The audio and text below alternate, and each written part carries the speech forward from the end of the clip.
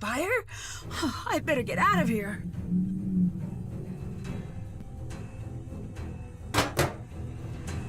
Nancy, help! What's the matter? It's Harper. She's in bad shape. I can't carry her. I bet we could build something to get her out. I could use this to build a makeshift wheelbarrow.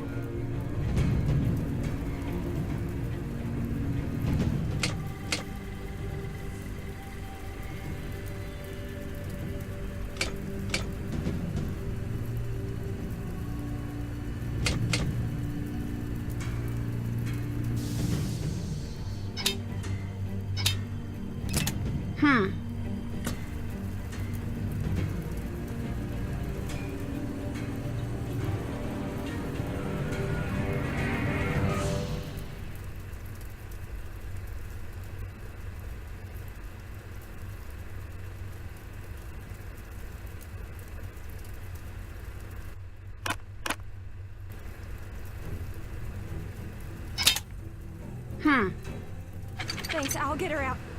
Nancy, my mother's upstairs. She's in the bedroom. It's too dangerous to ask you to help. You decide.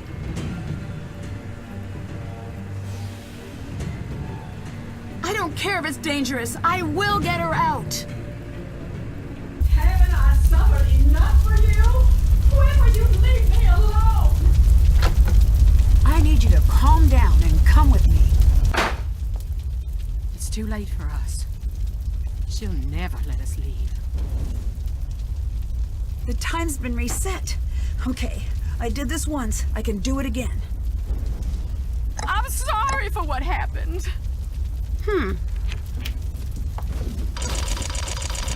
I sat at your grave every night for a year.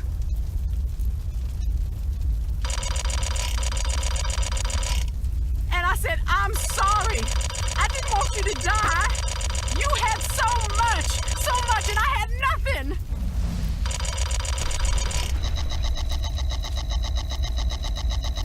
And now you want my life. You want me to rot in some prison.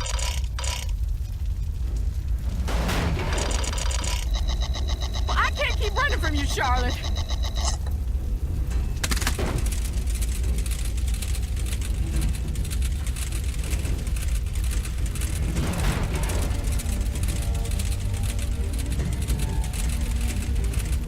Just in time. I'm getting you out of here. Just let me stay. I deserve it. You deserve the chance to pay for your mistakes. Now, come on!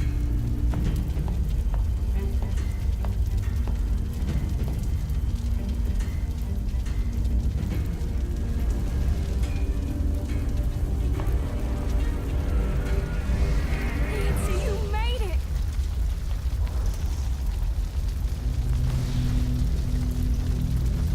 Dear Ned, I was able to pull Clara out of the fire just in time. We rushed out the front door before the stairs collapsed. Imagine my relief when I saw that Jessalyn and Harper had made it out safely as well. Clara finally told Jessalyn the truth, and about how sure she was that she'd be pushed out of the family entirely when she discovered Charlotte had changed her will. How jealous and powerless she felt the night she lit the match, and how badly she wanted to scare Charlotte. How quickly the fire got out of control, and how heartbroken she was at Charlotte's death. She would have given anything to take that night back. Jessalyn later said that was the first time she saw the real Clara, who wasn't a cold-blooded killer, just a woman so dedicated to hiding from her past, she lost herself. The fire department traced the source of the blaze back to the faulty furnace in the basement, and insisted we all visit the hospital for exposure to toxic fumes. The doctor I saw explained that carbon monoxide from Harper's furnace may be the cause of some of the unexplained things I saw around the house. Apparently, many of the ghosts in Victorian-era fiction may have been inspired by the effects of exposure to carbon monoxide from faulty heaters. In the weeks that passed, Jessalyn began to take control of the family company. She's offered Wade a position on the board and tasked him with keeping an eye on the day-to-day operations of the company's labor force. I imagine he'll take her up on the offer once he's back from a trip to visit a certain former ghost hunter. Savannah called to tell me she's invited Wade to come out for a visit.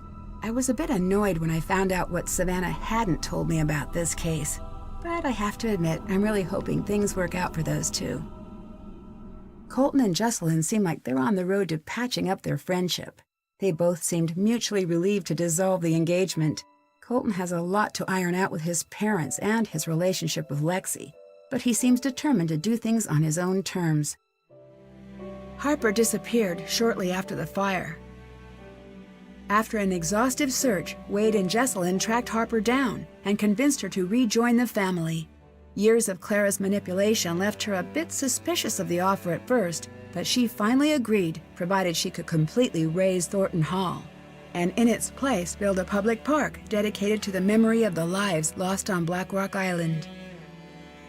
Jessalyn loved the idea and considered it the first meaningful step toward building a company and a family that would have made Charlotte proud. If you ever find yourself visiting Blackrock Island, the creepiest thing you're likely to encounter is Harper enjoying a good book next to the tombstone that bears her name. And maybe those trees, but it's not their fault they look like that. As for me, I'm looking forward to good old non-haunted River Heights.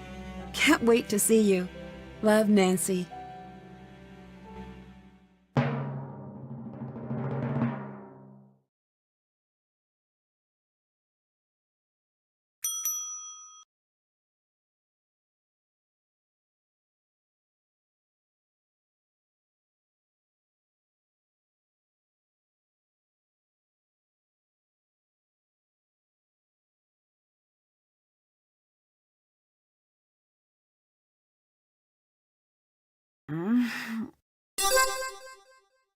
What time is it?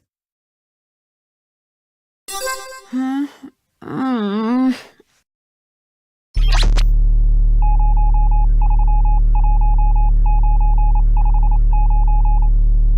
Listen carefully. The colony operation has been terminated. Mood is moving uphill fast. You know who that is, Nancy? The unit is dissolving and exiting Glasgow. I secured the formula. Need immediate backup. Wouldn't want to spoil the secret. I'm south of the city. I think I'm being followed. Agent C. You know her by a different name. Kate Drew. Mom? You were needed in Glasgow. Everything you know about the accident is a lie. The silent spy awaits. What?